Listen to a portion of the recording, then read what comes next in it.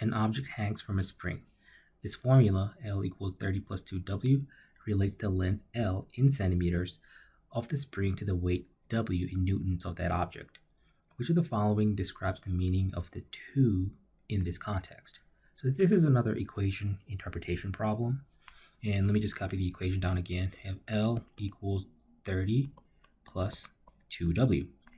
Now notice, when you work out the math, we end up with a length, and then W represents the weight of the object. So maybe to explain this, let me make a table of values here.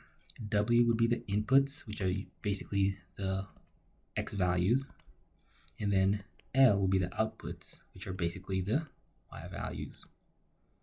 So let's play a little experiment here.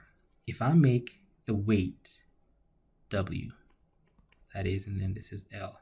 If I make the weight 0, how does that affect the length? Plug in a 0 in here. 30 plus 0 is still 30. Plug in a 1.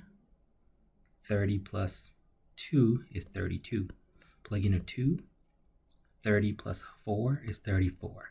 So if you notice with me the pattern here, it's saying every time I increase the weight by 1, the length seems to be increasing by 2 units.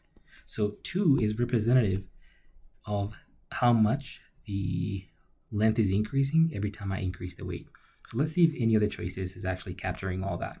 Choice A says the length in centimeters of the spring with no weight attached. No. So all this just fast forwarding. D is the only one that makes sense. The 2 is the increase in length of the spring for each 1 Newton increase in weight. That's it.